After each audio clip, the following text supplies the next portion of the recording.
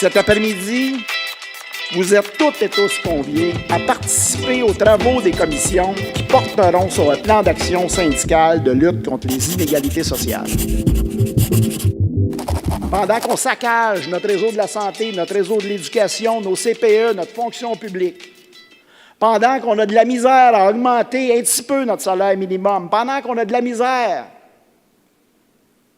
à abolir les clauses de disparité de traitement, pendant qu'on coupe dans l'aide sociale, pendant ce temps-là, on diminue les taxes à la masse salariale des employeurs, on diminue les impôts des entreprises. Puis il y a de moins en moins d'entreprises qui sont soumises à la loi du 1 % sur la formation. On a les moyens de faire ça, mais on n'a pas les moyens d'aider les plus démunis. Puis on crée encore plus de personnes démunies. Les gouvernements ont permis aux mieux nantis de s'enrichir au détriment du reste de la population. Les champions du néolibéralisme nous avaient pourtant promis mer et monde. On annonçait une grande ère de prospérité. De la bullshit qu'on a senti des milles à la ronde. Même le Fonds monétaire international déchante maintenant et remet en doute les bienfaits du néolibéralisme. Les époques les plus prospères ont toujours été celles où la richesse était équitablement répartie.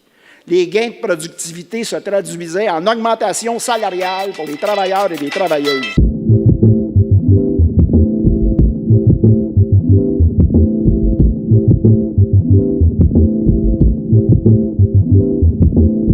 Les ténors de la droite nous disent que la hausse des inégalités est sans conséquence et qu'il faudrait juste se préoccuper un peu plus des démunis.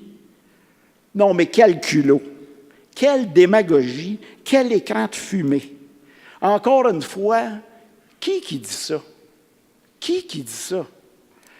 Ceux qui disent ça, c'est les mêmes qui cachent des milliards.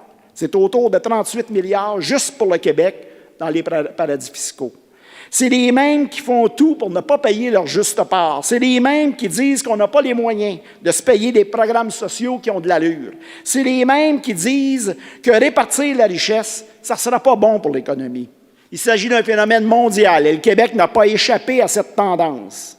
Entre 1982 et 2013, 31 ans, le revenu moyen du 1 % des plus riches a augmenté de 80 % comparativement à 7 % pour le reste de la population. Les écarts entre le 1 % et le 99 % sont devenus intolérables et un important coup de barre s'impose.